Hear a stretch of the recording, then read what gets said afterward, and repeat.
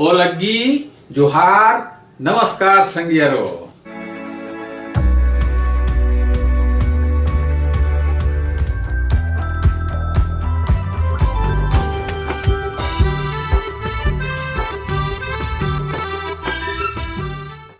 बकपून देखिए, मैं पहले लिखता हूं नेला, फिर एन, पेट, पेट, फिर तिरकन, तिरकन। हम आपको बताने जा रहे हैं बकपून के बारे में। बकपून, बकपून, बकपून किसे कहते हैं?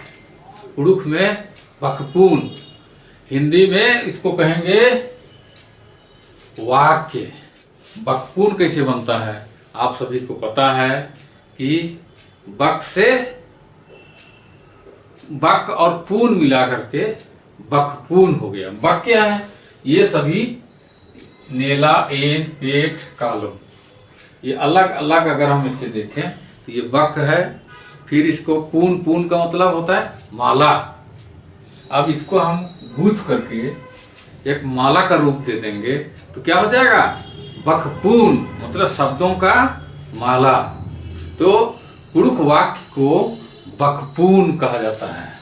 अलग अलग कई बक को मिला करके उसको एक वाक्य का रूप देते हैं और उस वाक्य को ही बकपून कहा जाता है। और यह बकपून ऐसा नहीं है कि जहां तहां आप उसको बक को रख दो, शब्दों को रख दो और वो बकपून हो जाएगा, ऐसा नहीं। उसको सिस्टमेटिक तरीके से कुड़ुख व्याकरण और नियम के अनुसार उसको सजा करके उसको रखते हैं, तब जा करके बनता है बकपून।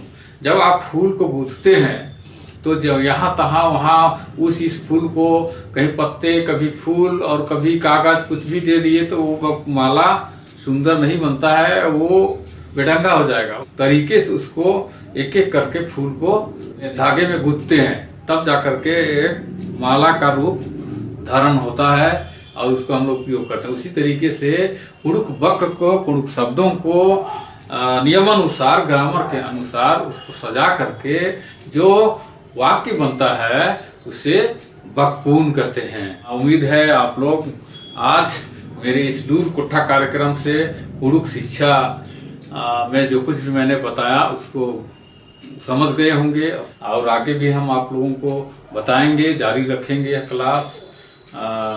उम्मीद है कि आज यह क्लास आप लोगों को अच्छा लगा होगा और अगर आप लोगों को वाकई में यह अच्छा लगा है तो आप इस चैनल को देखते रहिएगा। और आज के लिए इतना ही, फिर मिलेंगे एक नए कार्यक्रम, एक नए वीडियो के साथ। तब तक के लिए मुझे आज्ञा दीजिए। ओ लग्गी।